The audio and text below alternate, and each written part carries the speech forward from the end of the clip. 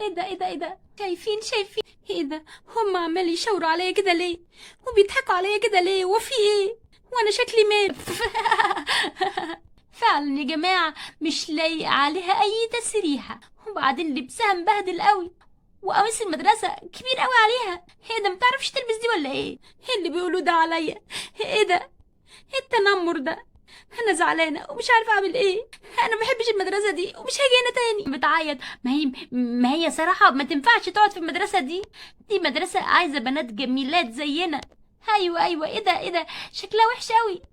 وبعدين ما اعرفش ايه اللي جايبها المدرسه دي. ما ينفعش تقعد في المدرسه دي. في مدارس كده بتلم البنات اللي هم شكلهم وحش وشعرهم معفن، فممكن تروح تقدم فيها. ايه اللي بيقولوا ده؟ انا شكلي وحش وشعري وحش. انا مش عارفه اعمل ايه. انا مش جايه المدرسه دي تاني، مش جايه.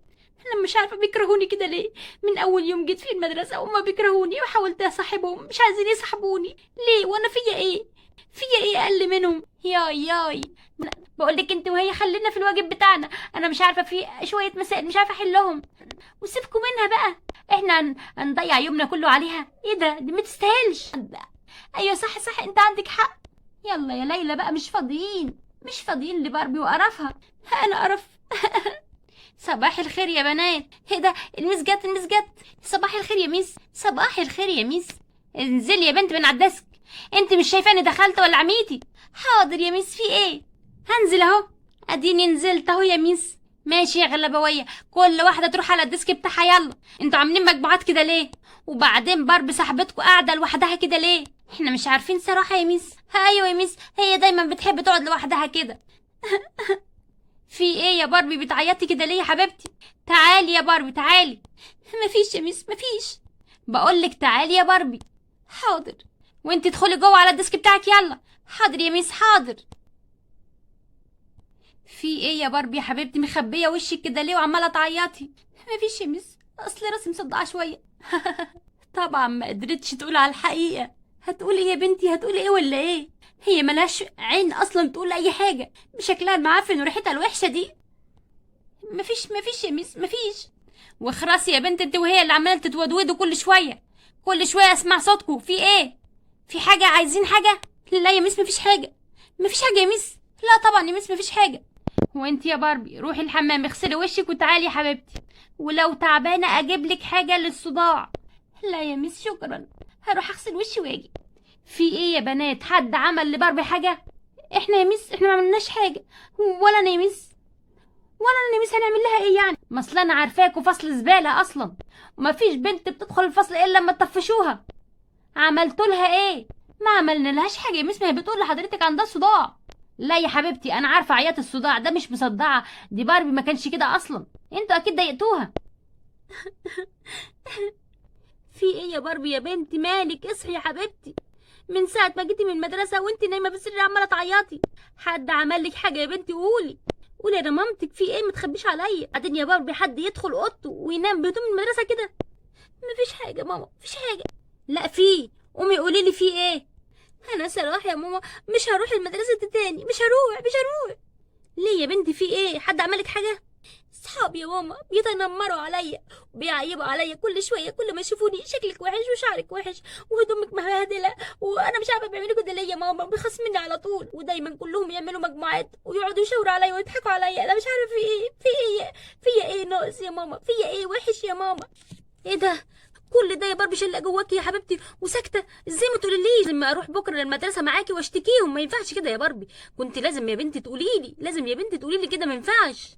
ازاي انت مخبيه كل ده جواكي وعماله تعيطي كل يوم اشوفك بحاله سيئه كده؟ نفسيتك زي الزفت. في ايه يا باربي؟ ما تقوليلي يا بنتي. مفيش يا ماما خلاص، انا مش رايحه مدرسه تاني، مش رايحه.